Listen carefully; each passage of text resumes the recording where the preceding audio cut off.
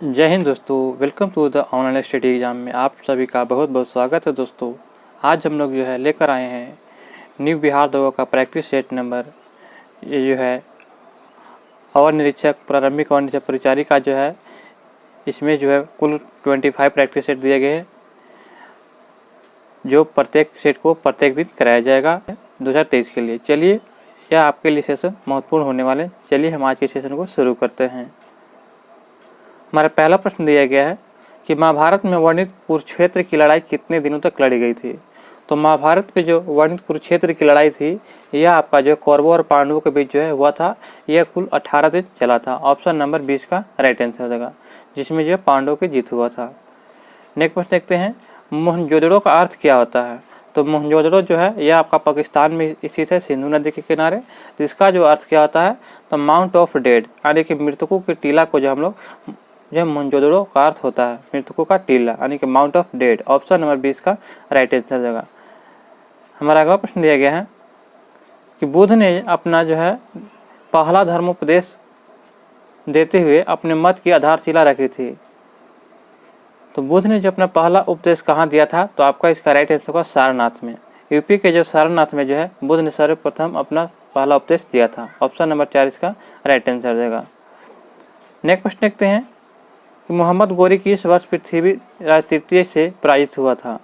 तो मोहम्मद गोरी था ये किस वर्ष पृथ्वीराज तृतीय से पराजित हुआ था, यानी कि हारा था। तो आपका इसका राइट आंसर तराइन का प्रथम युद्ध हुआ था 1191 में। उस समय मोहम्मद गोरी पृथ्वीराज चौहान से हार गया था। और तराइन का जब द्वितीय युद्ध हुआ था 1192 में, तो उस समय मोहम्मद गोरी फिर भारत पर आक्रमण किया तो पृथ्वीराज चौहान को हरा दिया। ये याद रखिएगा। तो ऑप्शन नंबर 20 का राइट आंसर हो जाएगा। भारत में यहाँ पे मिलान करना है। भारत में शासन करने वाले दिए गए शासकों का कालानुक्रम सही करिए। तो शेष सूर्य का शासनकाल था, यह आपका 1540 से 45 था। 1540 से 45।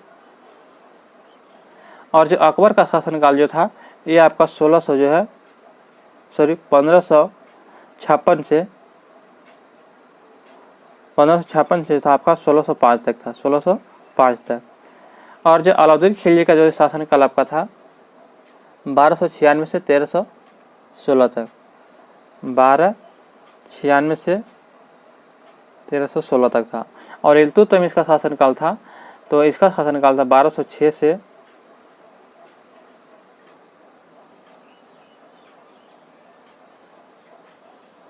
36 तक था। तो यहाँ पे सही क्रम मिलान करना तो सबसे पहले आपका कौन सा हो जाएगा, तो इल्तुतमिश 4, उसके बाद आपका आ जाएगा अलाउद्दीन खिलजी, उसके बाद आपका आ जाएगा यानी कि 1556, तो उसके बाद आपका शेर शाह सूरी, उसके बाद अकबर आ जाएगा। तो आपका इसका राइट आंसर क्या आ जाएगा, तो ऑप्शन नंबर सी 4 3 1 2, 4 3 1 2 इसका राइट आंसर हो जाएगा। नेक्स्ट प्रश्न देखते हैं, भक्ति आंदोलन को उत्तर भारत में लाने का श्रेय किसे जाता है।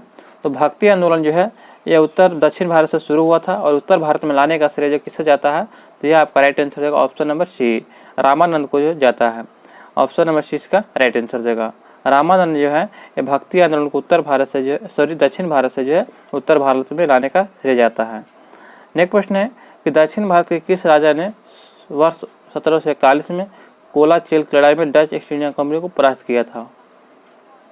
तो आपका इसका राइट आंसर हुआ उदंत मार्तंड वर्मा के राजा थे। उन्होंने दक्षिण भारत के एक राजा थे, जिन्होंने 1741 में कोलाचेल की लड़ाई में डच ईस्ट इंडिया कंपनी को पराजित किया था। ऑप्शन नंबर सी इसका राइट आंसर हो जाएगा। नेक्स्ट प्रश्न है कि सिराजुद्दौला किस युद्ध में अंग्रेजों से पराजित हुआ था। तो सिराजुद्दौला अंग्रेजों से किस युद्ध में पराजित हुआ था, तो आपका इसका right answer option number C, Plassey की लड़ाई हुआ था 23 जून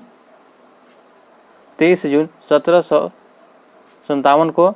ये कहाँ हुआ था, तो प्लासी की लड़ाई 23 जून 1757 को भागीरथी नदी के किनारे आपको पश्चिम बंगाल में हुआ था। तो दोस्तों इसी लड़ाई में सिराजुद्दौला अंग्रेजों से पराजित हुआ था। ये याद रखिएगा। ऑप्शन नंबर सी इसका राइट आंसर हो जाएगा। बक्सर का युद्ध कब हुआ था, तो बक्सर का युद्ध 1764 में हुआ था और वांडीवास का युद्ध 1760 में हुआ था। नेक्स्ट प्रश्न देखते हैं, श्रीरंगपट्टनम का ऐतिहासिक शहर जिसे टीपू सुल्तान और उसके पिता हैदर अली की कब्रों का घर माना जाता है, वह निम्नलिखित शहर में से लगभग 15 किलोमीटर की दूर पर स्थित है, तो वह कौन सा शहर हो जाएगा? तो आपका इसका राइट आंसर होगा वह मैसूर है। श्रीरंगपट्टनम का एक ऐतिहासिक शहर जिसे टीपू सुल्तान और उसके पिता हैदर अली की कब्रों का घर माना जाता है, तो मैसूर है। ऑप्शन नंबर सी इसका राइट आंसर हो जाएगा। भारतीय प्रायद्वीपीय तक फैला हुआ है, तो भारतीय प्रायद्वीपीय कहाँ तक फैला हुआ है? तो आपका इसका right answer option number B, Hind Mahasagar तक फैला हुआ है। भारत के उत्तर पश्चिमी भाग में निम्न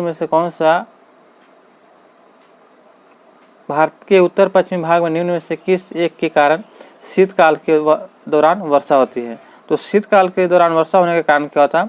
पश्चिमी विक्षोभ। पश्चिमी विक्षोभ के कारण जो है भारत के जो उत्तर पश्चिमी भाग में जो है शीतकाल में भी वर्षा होती है। ऑप्शन नंबर बी इसका राइट आंसर हो जाएगा। नेक्स्ट प्रश्न हमारा दिया गया है कि नीचे दिए गए कथनों और से कौन सा सही हो जाएगा? तो नीचे दिए गए कथनों में कौन सा सही है? तो आपका इसका राइट आंसर हो जाएगा शीत ऋतु में पवनें जो होती है भूमि से महासागर की ओर बहती है। शीत ऋतु में पवन भूमि से महासागर की ओर बहती है। ऑप्शन नंबर 4 इसका राइट आंसर हो जाएगा। अगला प्रश्न है शुष्क मृदा जिसमें ठोस तथा छिद्र दोनों शामिल है का इकाई आयतन द्रव्यमान क्या कहलाता है? तो इसका जो इकाई आयतन द्रव्यमान जो है स्थूल घनत्व कहलाता है। ऑप्शन नंबर 4 इसका राइट आंसर हो जाएगा। आम की जो एक लंगड़ा प्रजाति है या किस्म है, यह जो है किस राज्य में निम्न में से किस राज्य के जिले में उद्भूत मानी जाती है?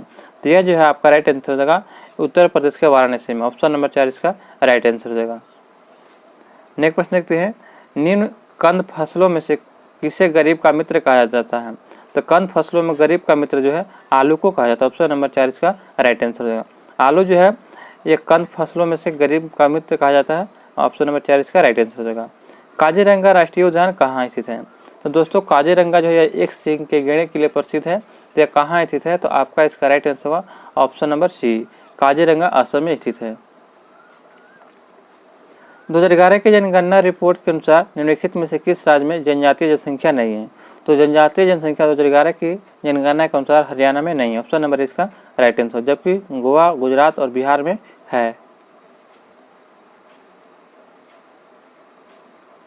आकाश का रंग नीला दिखाई देने का कारण क्या होता है? तो आकाश का रंग नीला दिखाई देने का कारण होता है प्रकाश का प्रकीर्णन। प्रकाश के प्रकीर्णन जो होता है यह आकाश के नीला रंग दिखाई देने का कारण होता है। ऑप्शन नंबर 20 का राइट आंसर हो जाएगा। भारतीय संविधान में संघवाद निम्न में से किस देश से लिया गया है? तो भारतीय संविधान में संघवाद जो है ये आपको कहाँ से लिया गया है? तो कनाडा के संविधान से लिया गया है। ऑप्शन नंबर 20 का राइट आंसर हो जाएगा। यूएसए के संविधान से मौलिक अधिकार लिया गया है, और जो ऑस्ट्रेलिया का संविधान से जो है क्या लिया गया है? तो समवर्ती सूची जो है ऑस्ट्रेलिया के संविधान से लिया गया है। संविधान सभा द्वारा भारतीय संविधान को कब पारित किया गया था? तो संविधान सभा के द्वारा भारतीय संविधान को जो है यह आपका पारित किया गया था 26 नवंबर 1949 को। ऑप्शन नंबर 4 इसका राइट आंसर हो जाएगा। और लागू किया गया था कब? 26 जनवरी 1950 को लागू किया गया था संविधान को। अगला प्रश्न देखते हैं भारतीय संविधान की प्रस्तावना का मूल उद्देश्य डैश सुरक्षित करना है। तो भारतीय संविधान की जो प्रस्तावना का मूल उद्देश्य क्या होता है? तो यह होता है इसका व्यक्ति की गरिमा एवं राष्ट्र की एकता तथा अखंडता को सुरक्षित रखना। ऑप्शन नंबर 4 इसका राइट आंसर हो जाएगा। भारतीय संविधान की संक्षेप में अल्पसंख्यकों के हित निहित है। तो अल्पसंख्यकों के हित के लिए निहित है, तो आपका इसका राइट आंसर होगा ऑप्शन नंबर बी। अनुच्छेद 29 जो है भारतीय संविधान के अनुच्छेद 29 जो है इसमें अनुच्छेद अल्पसंख्यकों के लिए हित निहित है। ऑप्शन नंबर 20 का राइट आंसर होगा। अनुच्छेद 21 में जो है प्राण एवं दैहिक स्वतंत्रता है, ये याद रखिएगा। अनुच्छेद 24 जो है छोटे बच्चों को जो कारखानों में काम लगाने से संबंधित है। नेक्स्ट प्रश्न देखते हैं निम्नलिखित में से क्या भारतीय संविधान की मुख्य विशेषता नहीं है? तो भारतीय संविधान की मुख्य विशेषता नहीं है तो अर्धसंघीय संरचना। ऑप्शन नंबर 4 इसका राइट आंसर हो जाएगा। हमारा अगला प्रश्न है कि भारतीय संविधान के राजनीतिक निर्देशक सिद्धांत की अवधारणा निम्नलिखित में से किससे ली गई है? तो भारतीय संविधान के राजनीतिक राज्य के नीति निर्देशक सिद्धांत की अवधारणा जो है कहाँ से लिया गया है? तो आपका इसका राइट आंसर होगा ऑप्शन नंबर ए, आयरलैंड के संविधान से लिया गया है। ऑप्शन नंबर ए इसका राइट आंसर हो जाएगा। आयरलैंड के संविधान से लिया गया है। दोस्तों कनाडा के संविधान संघीय व्यवस्था लिया गया है और जो संयुक्त राज्य अमेरिका के संविधान से जो है मौलिक अधिकार लिया गया। दोस्तों आप लोग कमेंट में बताइएगा कि फ्रांस के संविधान से क्या लिया गया है। नेक्स्ट प्रश्न देखते हैं, भारतीय तिरंगे ध्वज से में जो है अशोक चक्र का रंग कैसा है? तो भारतीय तिरंगे ध्वज में अशोक चक्र का रंग जो है यह गहरा नीला है। ऑप्शन नंबर सी इसका राइट आंसर हो जाएगा। नेक्स्ट प्रश्न देखते हैं कि भारतीय संविधान अपने नागरिकों को जो है समानता का वचन देता है। तो किसकी समानता का? तो हैसियत और अवसर की समानता। तो ऑप्शन नंबर जो है बी इसका राइट आंसर हो जाएगा। सर्व शिक्षा अभियान का उद्देश्य किस आयु के बच्चों में शिक्षा को प्रोत्साहित करना है? तो सर्व शिक्षा अभियान के अनुसार जो किस आयु के बच्चों को शिक्षा से प्रोत्साहित करना था? तो यह आपका हो जाएगा 6 से 14 वर्ष के बच्चों को। 6 वर्ष से 14 वर्ष के बच्चों को जो सर्व शिक्षा अभियान का उद्देश्य के लिए जो है आयु के बच्चों को शिक्षा को प्रोत्साहित करना था। यह सर्व शिक्षा अभियान 2001 में आया था, शुरू हुआ था। भारतीय अर्थव्यवस्था का मेरुदंड कौन सा क्षेत्र है? तो भारतीय अर्थव्यवस्था का मेरुदंड क्षेत्र कौन सा होगा? तो आपका इसका राइट आंसर होगा ऑप्शन नंबर 4 कृषि क्षेत्र। कृषि क्षेत्र को जो भारतीय अर्थव्यवस्था का मेरुदंड क्षेत्र कहा जाता है। ऑप्शन नंबर जो है 4 इसका राइट आंसर हो जाएगा। किसानों को अपनी कॉफ़ी के लिए बेहतर मूल्य निर्धारण में मदद करने के लिए कॉफ़ी बोर्ड निम्नलिखित में से किस नवीन मार्केट प्लेस ऐप की शुरुआत की है? तो आपका इसका राइट आंसर होगा ऑप्शन नंबर ए coffee blockchain. Coffee blockchain app की शुरुआत किया है। ऑप्शन नंबर जो है ए इसका राइट आंसर हो जाएगा। महिलाओं को सामाजिक और आर्थिक रूप से सशक्त बनाने में मदद कौन करता है? तो महिलाओं को आर्थिक रूप से सशक्त और मजबूत बनाने में मदद करने आता है महिलाओं को शिक्षित करना। महिलाओं को जब हम शिक्षित करते हैं तो उससे जो है महिलाओं को सामाजिक और आर्थिक रूप से सशक्त बनाने में मदद करता है। ऑप्शन नंबर ए इसका राइट आंसर हो जाएगा। नेक्स्ट प्रश्न देखते हैं फ्रेंड्स, भारत में आर्थिक सुधार जो है 1991 के दौरान प्रधानमंत्री कौन थे? तो भारत में आर्थिक सुधार आया था 1991 में, उस समय प्रधानमंत्री कौन थे? तो आपका इसका राइट आंसर होगा पीवी नरसिम्हा राव थे। ऑप्शन नंबर 4 इसका right answer PV Narasimha Rao. Next प्रश्न है कि भारत द्वारा निर्यात किए जाने वाले शीर्ष 5 वस्तुओं में से कौन से 2 कृषि उत्पाद है? तो भारत द्वारा निर्यात किए जाने वाले शीर्ष 5 वस्तुओं में से कौन से 2 कृषि उत्पाद है? तो आपका इसका राइट आंसर होगा चावल और चीनी। ऑप्शन नंबर सी इसका राइट आंसर हो जाएगा। चावल और चीनी जो है कृषि उत्पाद है। निम्न में से कौन सा भारतीय अर्थव्यवस्था में सर्वाधिक श्रम अवशोषण क्षेत्र है? तो सर्वाधिक श्रम अवशोषण क्षेत्र हो जाएगा। तो आपका इसका राइट आंसर होगा ऑप्शन नंबर 4।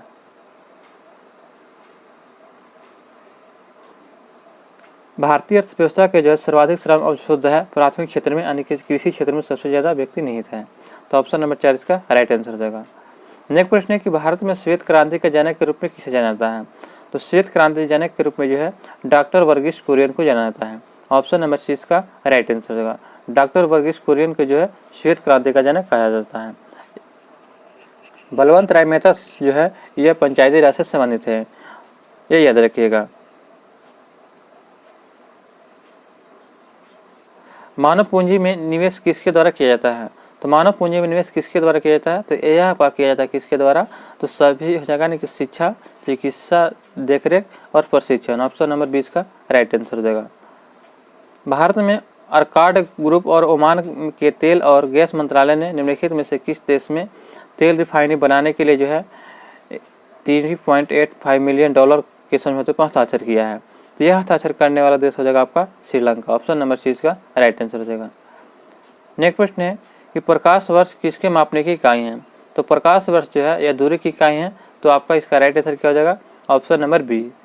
एक वर्ष में निर्वात में प्रकाश द्वारा तय की गई दूरी को प्रकाश वर्ष कहते हैं। ऑप्शन नंबर 20 का राइट आंसर हो जाएगा। पदार्थ में इनमें से किस अवस्था का घनत्व न्यूनतम होता है? तो पदार्थ में इनमें से किस अवस्था का घनत्व सबसे न्यूनतम होता है? तो आपका इसका राइट आंसर गैस अवस्था का। गैस अवस्था का जो है घनत्व सबसे न्यूनतम होता है। ऑप्शन नंबर 20 का राइट आंसर हो जाएगा। नेक्स्ट प्रश्न है किस पिंड की कार्य करने की क्षमता को कहा जाता है? तो किसी पिंड की कार्य करने की क्षमता को क्या कहते हैं? तो आपका इसका राइट आंसर होगा ऑप्शन नंबर 4 ऊर्जा कहते हैं। और कार्य करने की दर को शक्ति कहते हैं। और मास को उन्हें वेग यानी संवेग कहा जाता है। बिजली के बल्ब में आमतौर पर निम्न में से कौन सी गैस भरी जाती है? तो बिजली के बल्ब में निष्क्रिय गैस भरी जाती है। तो आपका इसका राइट क्या हो जाएगा? तो ऑप्शन नंबर जो है 4 यानी कि अक्रिय गैस नाइट्रोजन को भरा जाता है। नेक्स्ट प्रश्न देखते हैं कि प्राकृतिक रबड़ के बारे में निम्नलिखित में से कौन सा सही होगा। तो प्राकृतिक रबड़ के बारे में निम्नलिखित में से कौन सा कथन सही दिया गया है। तो यहाँ पे देखते हैं, तो आपका इसका राइट आंसर, यह एक प्राकृतिक बहुलक है और इसे जो है लोचदार गुण पाए जाते हैं।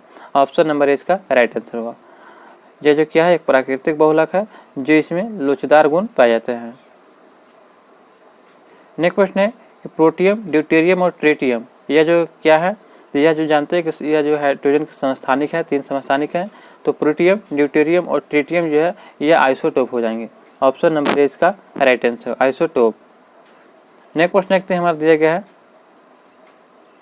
आरबीसी का जीवन काल क्या होता है। तो आरबीसी यानी कि रेड ब्लड सेल का जीवन काल कितना होता है। तो 120 दिन। ऑप्शन नंबर ए इसका राइट आंसर होगा। और व्हाइट ब्लड सेल का जो है काल कितना होता है। तो 2 से 4 दिन होता है, जबकि रेड ब्लड सेल का 120 दिन होता है। नेक्स्ट प्रश्न देखते हैं कि हमारे भोजन आहार का प्रोटीन घटक मुख्य रूप से किसके लिए उत्तरदायी होता है। हमारे भोजन आहार का प्रोटीन प्रमुख घटक जो है ये किसके लिए उत्तरदायी होता है। तो यह जो है वृद्धि और शरीर को जो वृद्धि और मरम्मत करने के लिए। ऑप्शन नंबर सी इसका राइट आंसर हो जाएगा। ये शरीर को वृद्धि और मरम्मत करता है प्रोटीन। निम्नलिखित में से कौन सी जो है मास्टर ग्रंथि है। तो मास्टर ग्रंथि के नाम से किसको जानते हैं। तो पिट्यूटरी ग्रंथि को। ऑप्शन नंबर जो है ये इसका राइट आंसर हो जाएगा। अग्नाशय जो है एकमात्र शरीर की ऐसी ग्रंथि है जो बाह्य और अंतःस्रावी दोनों ग्रंथि है, जिसको मिश्रित ग्रंथि भी कहते हैं। ऑप्शन नंबर जो है यानी कि बी जो है इसका अग्नाशय मास्टर ग्रंथि नहीं बल्कि मास्टर ग्रंथि कहते हैं पिट्यूटरी ग्रंथि को। अग्नाशय जो है एकमात्र मिश्रित ग्रंथि है। नेक्स्ट प्रश्न देखते हैं, बिहार में 1857 के विद्रोह का नेतृत्वकर्ता किसने किया था। तो बिहार में जो है 1857 के विद्रोह में नेतृत्व करने वाले व्यक्ति कौन थे। तो वीर कुंवर सिंह। इन्होंने जो है आरा से विद्रोह यानी कि शुरुआत किया था, आरा शहर से।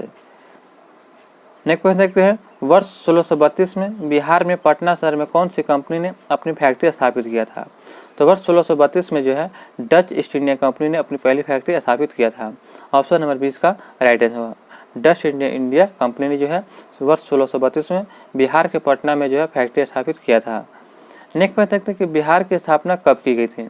तो बिहार की स्थापना जो है यह किया गया था 1912 में। 22 मार्च 1912 को जो है बिहार की स्थापना किया गया था। इसीलिए जो हम लोग 22 मार्च को जो है बिहार दिवस मनाते हैं और 22 मार्च को ही जल दिवस भी मनाया जाता है। बिहार में कांग्रेस का प्रथम अधिवेशन कहाँ रखा गया था। तो प्रथम अधिवेशन पूछा गया, बिहार में जो है कुल 2 अधिवेशन हुआ था, एक पटना में हुआ था और एक गया में। तो पटना में हुआ था कब।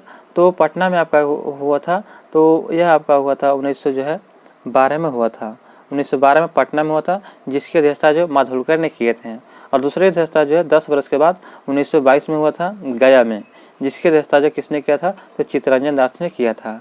तो यहाँ पूछा गया कि प्रथम अधिवेशन कहाँ हुआ था। तो प्रथम अधिवेशन पटना में हुआ था, पटना के बांकीपुर में। ऑप्शन नंबर इसका राइट आंसर हो जाएगा।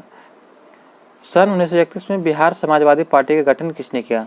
तो फ्रेंड्स सन 1931 में जो है बिहार समाजवादी पार्टी का गठन करने वाले व्यक्ति थे फूलन प्रसाद वर्मा। ऑप्शन नंबर इसका राइट आंसर हो जाएगा। फूलन प्रसाद वर्मा ने जो है 1931 में बिहार समाजवादी पार्टी का गठन किया। नेक्स्ट प्रश्न देखते हैं, हमारा प्रश्न दिया गया है, सतवाहन शासकों के संदर्भ में निम्नलिखित कथनों और सत्य कथन का चयन करें। तो सतवाहन नरेश प्राकृतिक भाषा के पोषक थे। 2 कहता कि सतवाहन काल में कला के लोक पक्ष को अत्यधिक प्रोत्साहित मिला था। निम्न कोट में से सही उत्तर को चुनना है। तो आपका इसका राइट आंसर क्या हो जाएगा। तो 1 और 2 दोनों सही है। Option number B. सूची 1 सूची 2 को मिलान करना। चलिए इसको मिलान करते हैं। दिया गया है कि मत्स्य की राजधानी कहाँ थी। महाजनपद दिया गया और उनकी राजधानी दिया गया है। तो मत्स्य की राजधानी कहाँ थी। तो आपका इसका राइट आंसर होगा विराटनगर। मत्स्य की राजधानी कहाँ थी। तो विराटनगर था। और जो है आपका दिया गया कुरु की राजधानी कहाँ थी। तो कुरु की राजधानी जो इंद्रप्रस्थ थी। सूर्यसेन की राजधानी मथुरा थी। अस्मा की राजधानी पोतना थी। तो दोस्तों आपका इसका राइट आंसर होगा 3 4 1 2 3 4 1 2। तो ऑप्शन में देखते हैं, ऑप्शन नंबर 6 का राइट आंसर 3 4 1 2। यहाँ पर भी मिलान करके दिया गया है। चलिए इसको देखते हैं। निम्नलिखित में से कौन सा एक सही सम्मिलित नहीं है। तो शासक दिया गया और राज दिया गया है। तो राणा हमीर का जो राज था मेवाड़ था। राणा चुंडा का राजा था तो मारवाड़ था। और मल्लिक राजा फारूकी का जो था खानदेश था। और मल्लिक सरवर ख्वाजा जहाँ का ये माला गलत है। तो आपका इसका राइट आंसर 4 हो जाएगा। इनका जो है राज था जौनपुर था। कहाँ था। जौनपुर, यूपी के जौनपुर में। नेक्स्ट प्रश्न देखते हैं फ्रेंड्स, 1687 में जब औरंगजेब ने गोलकुंडा किले पर अधिकार किया तो उस समय गोलकुंडा का शासक कौन था? तो आपका इसका राइट आंसर 1687 में जो है गोलकुंडा का शासक कौन था? तो Abul Hasan Qutub Shah, option number A इसका राइट आंसर हो जाएगा। राणा रणजीत सिंह ने किस स्थान पर अदालत ए ऑल स्थापना किया था? तो राणा रणजीत सिंह ने जो किस स्थान पर अदालत ए ऑल की स्थापना किया था? तो यह स्थापना किया था पाकिस्तान के लाहौर में, ऑप्शन नंबर 20 का राइट आंसर हो जाएगा। नेक्स्ट प्रश्न हमारा दिया गया है कि निम्नलिखित में से किसने जो है 1755 में डिंडीगुल यानी मैसूर के एक आधुनिक शस्त्रागार की स्थापना किया था? तो डिंडीगुल में जो है यह स्थापित किसने किया शस्त्रागार? तो आपका इसका राइट आंसर होगा option number B, Haidar Ali ने, ऑप्शन नंबर 20 का राइट आंसर होगा। हैदर अली की मृत्यु जो है यह 1782 में हुआ था, यह द्वितीय मैसूर युद्ध के दौरान। नेक्स्ट प्रश्न देखते हैं,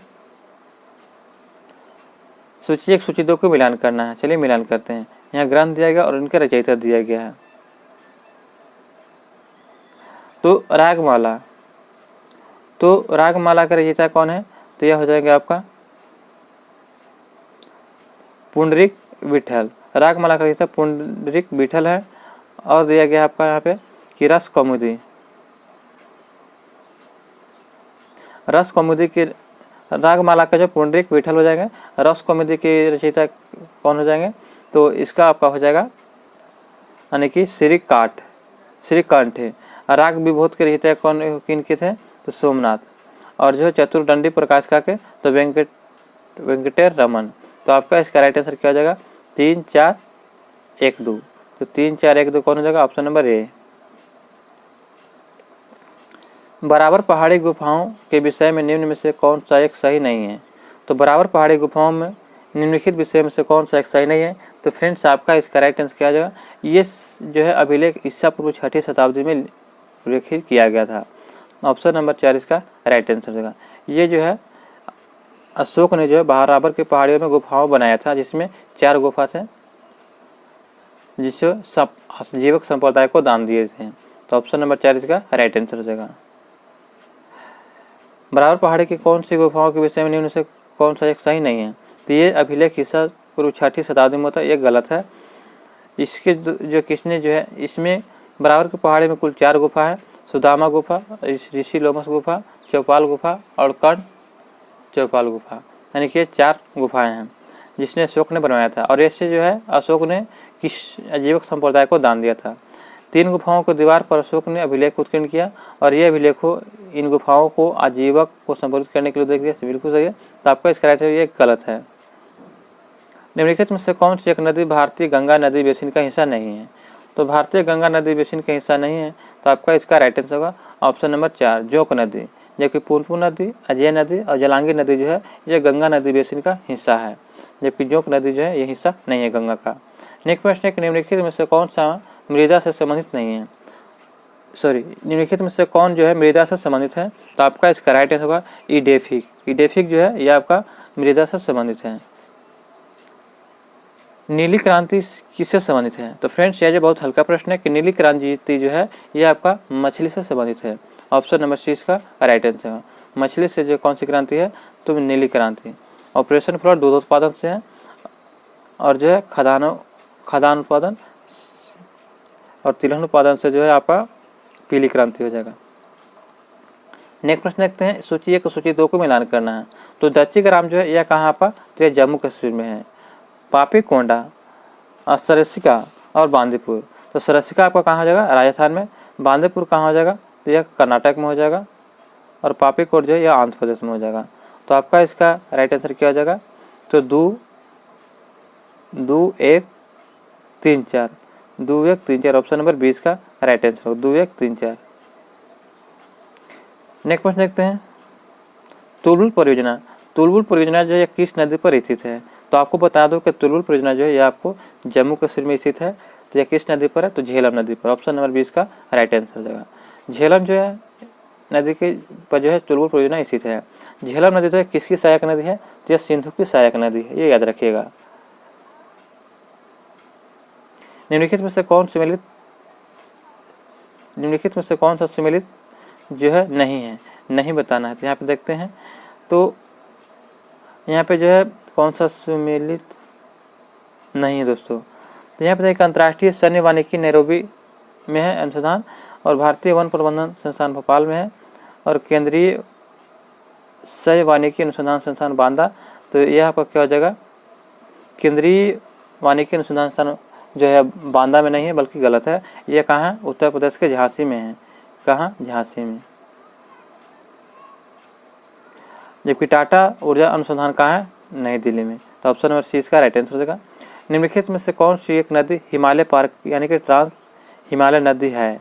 तो ट्रांस हिमालय पार्क नदी क्या हो जाएगा, तो ऑप्शन नंबर जो है बी, सतलज नदी। सतलज नदी जो है यह मानसरोवर झील से निकलती है। नेक्स्ट प्रश्न देखते हैं, निम्नलिखित में से कौन सा सही सुमेलित है। यहाँ पे सुमेलित करना है, चलिए सुमेलित करते हैं।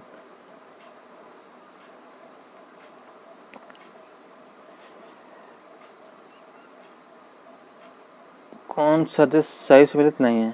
तो कजाकिस्तान जो है इसका उत्पादन क्षेत्र क्या था, लौह खनिज के लिए है। तो कजाकिस्तान का कारकांडा हो जाएगा। यूक्रेन का जो है क्रिवोगी राग हो जाएगा। और जो है आपका यानी कि जर्मनी का जो नोरमैंडी जो है ये गलत हो जाएगा। नोरमैंडी जो है ये फ्रांस का है। कहाँ का, फ्रांस का। और एक और जो है फ्रांस का जो पार्नेज है। तो ऑप्शन नंबर सी इसका राइट आंसर हो जाएगा। सूची 1 सूची 2 को मिलान करना। चलिए इसमें राज्यसभा सीटों की संख्या दिया गया है, चलिए इसको मिलान करते हैं।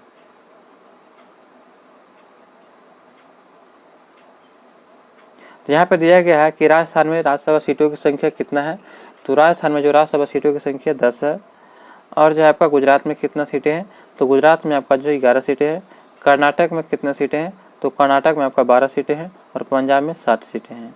तो आपका इसका हो जाएगा 1 3 4 2, 1 3 4 2। ऑप्शन नंबर ए इसका राइट आंसर हो जाएगा। निम्नलिखित में से कौन सा विधेयक राज्यसभा में प्रथम बार प्रस्तावित नहीं किया जा सकता है। तो आपका इसका राइट आंसर क्या हो जाएगा, ऑप्शन नंबर 4, धन विधेयक जो है। धन विधेयक जो अनुच्छेद 110 में दिया गया है, इसको जो है राज्यसभा में प्रथम बार प्रस्तावित नहीं किया जा सकता। ऑप्शन नंबर 4 इसका राइट आंसर हो जाएगा। नेक्स्ट प्रश्न देखते हैं, नीचे दिए कथनों को बताना है और इस पर सही और गलत को बताना है। चलिए इसको देखते हैं। तो नीचे दिए कथनों को अभी कथन ए और दूसरे कथन आर कहा गया है। तो अभी कथन ये कहता है कि भारत में मंत्रिपरिषद सामूहिक रूप से लोकसभा तथा राज्यसभा के दोनों के प्रति उत्तरदायी होते हैं। कारण कहता है कि लोकसभा और राज्यसभा दोनों के सदस्य संघीय सरकार के में मंत्री बनाने की पात्रता रखते हैं। तो नीचे दिए गए पुट में से सही उत्तर का चयन करें। तो आपका इसका राइट आंसर क्या हो जाएगा, तो ए गलत है किंतु वार सत्य है। ऑप्शन नंबर 4 इसका राइट आंसर हो जाएगा। नेक्स्ट प्रश्न है कि भारतीय संसद की लोक लेखा समिति समीक्षा करती है। तो भारतीय संसद की लोक लेखा समिति समीक्षा किसको करती है। तो आपका इसका राइट आंसर होगा ऑप्शन नंबर ए, नियंत्रक व महालेखा परिषद को प्रतिवेदन की है। ऑप्शन नंबर ए इसका राइट आंसर हो जाएगा। सुगम भारत अभियान संबंधित किससे है। तो सुगम्य भारत अभियान किससे संबंधित है। तो यह आपका इस संबंधित किससे, ऑप्शन नंबर ए, दिव्यांग व्यक्तियों से। ऑप्शन नंबर ए इसका राइट आंसर होगा। नेक्स्ट प्रश्न देखते हैं, सिविल सेवाओं में सुधार हेतु पीसी होटा समिति का गठन किस वर्ष किया गया। तो सिविल सेवाओं में जो सुधार हेतु पीसी होटा समिति का गठन यह आपका किया गया था कब, तो 2006 में। सॉरी इसका राइट आंसर क्या हो जाएगा, ऑप्शन नंबर बी हो जाएगा, 2004 में किया गया था। 2004 में जो है सिविल सेवा में सुधार के लिए जो है पीसी होटा समिति का गठन किया गया था। हमारा अगला प्रश्न दिया गया है कि मंत्रिमंडल वाणी योजना का संबंध किससे है। तो मंत्रिमंडल वाणी योजना का संबंध किससे है। तो आपका इसका राइट आंसर क्या हो जाएगा, तो ऑप्शन नंबर 4, यहाँ सार्वजनिक स्थलों पर वाईफाई की उपलब्धता से। इसकी शुरुआत जो किया गया था 2020 में। नेक्स्ट प्रश्न देखते हैं, सामाजिक विकास के 3 अवस्थाओं का सिद्धांत मूलतः किसने प्रतिपादित किया था। तो सामाजिक विकास की 3 अवस्थाओं का जो सिद्धांत जो है मूलतः प्रतिपादित करने वाले वैज्ञानिक का नाम क्या है। तो आपका इसका राइट आंसर क्या हो जाएगा, ऑप्शन नंबर 4, अगस्ट कॉम्टे ने यह प्रतिपादित किया था। नेक्स्ट प्रश्न हमारा दिया है कि यहाँ पे कथन दिया गया उनमें से सही कोड का सही चुनना है। कथन ये कहता है कि पूंजी निर्माण की प्रक्रिया वस्तु और वित्तीय संस्थाओं की प्रभाविता पर निर्भर करती है। दो कहता है कि निवेश पूंजी निर्माण के लिए एक अनिवार्य कारक है। तो आपका इसका राइट आंसर क्या हो जाएगा? ऑप्शन नंबर सी, 1 और 2 दोनों सही हो जाएगा। नेक्स्ट प्रश्न है कि निम्नलिखित में से कौन सा आर्थिक विकास का प्रमुख कारक नहीं है? तो निम्नलिखित में से कौन सा जो आर्थिक विकास का प्रमुख कारक नहीं है? तो आपका इसका राइट आंसर हो जाएगा तकनीकीवाद एवं नौकरशाह। तकनीकीवाद और नौकरशाह जो है यह आर्थिक विकास का प्रमुख कारक नहीं है। ऑप्शन नंबर 4 इसका राइट आंसर हो जाएगा। निम्नलिखित में से किस वर्ष में स्वावलंबन योजना प्रारंभ किया गया था? तो आपका इसका राइट आंसर हो जाएगा स्वावलंबन योजना किस वर्ष प्रारंभ किया गया था? तो ऑप्शन नंबर जो है ये इसका राइट आंसर हो जाएगा। 2010 में जो है शुरू किया गया था। निम्नलिखित में से कौन भारत में ग्रामीण रोजगार का सबसे बड़ा कार्यक्रम है?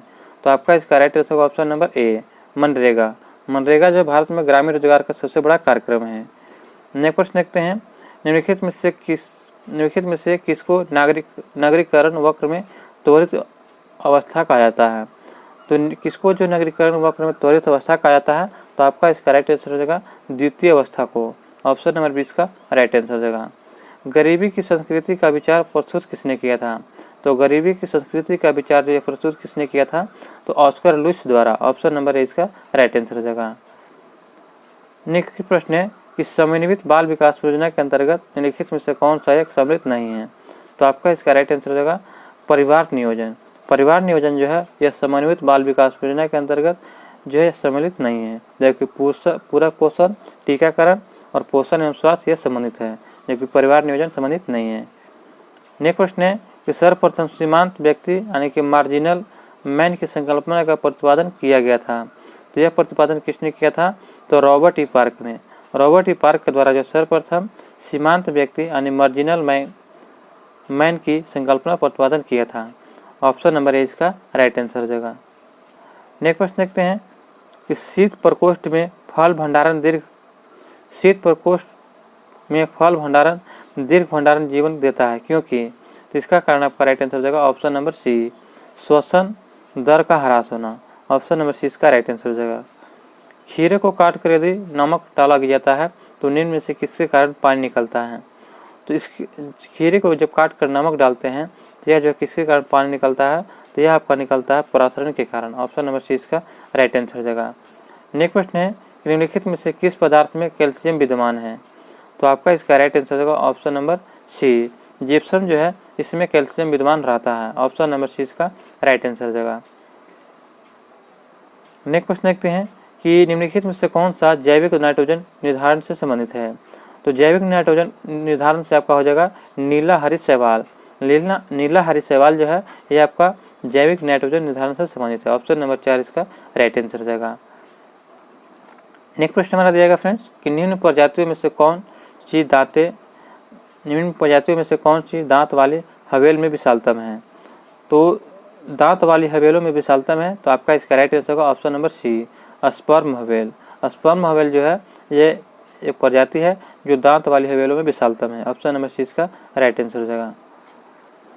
बाटुलिज्म है, तो बाटुलिज्म क्या होता है? तो आपका इसका राइट आंसर क्या हो जाएगा? ऑप्शन नंबर बी, भोज्य पदार्थों से होने वाले विषैलापन जो है बाटुलिज्म कहलाता है। फेफड़ों में गैसीय विनिमय का असल है, तो फेफड़ों में गैसीय विनिमय का असल क्या हो जाएगा? तो आपका इसका राइट आंसर हो जाएगा ऑप्शन नंबर 4, अल्वियोलाई जो है, अल्वियोलाई ये फेफड़ों में गैसीय विनिमय का स्थल है। ऑप्शन नंबर 4 इसका राइट आंसर हो जाएगा। आज का अंतिम प्रश्न देखते हैं, यहाँ से जो दिया गया है कि निम्न में से कौन सा अग्र मस्तिष्क का हिस्सा नहीं है? तो अग्र मस्तिष्क का हिस्सा दोस्तों कौन सा नहीं है? तो हाइपोथैलेमस। ऑप्शन नंबर 4 इसका राइट आंसर है। हाइपोथैलेमस जो है यह अग्र मस्तिष्क का हिस्सा नहीं है, जबकि सेरिबम, मेडुला और थैलामस जो है यह अग्र मस्तिष्क का हिस्सा है, जबकि हाइपोथैलेमस अग्र मस्तिष्क का हिस्सा नहीं है। दोस्तों यहाँ पे जो है यह वीडियो समाप्त होता है। आशा करते हूँ कि आपको यह वीडियो अच्छा लगा हो। अभी तक हमारे चैनल पर नए हैं तो चैनल को सब्सक्राइब करें और मिलते हैं दोस्तों नए वीडियो में नए प्रश्नों के साथ। जय हिंद, जय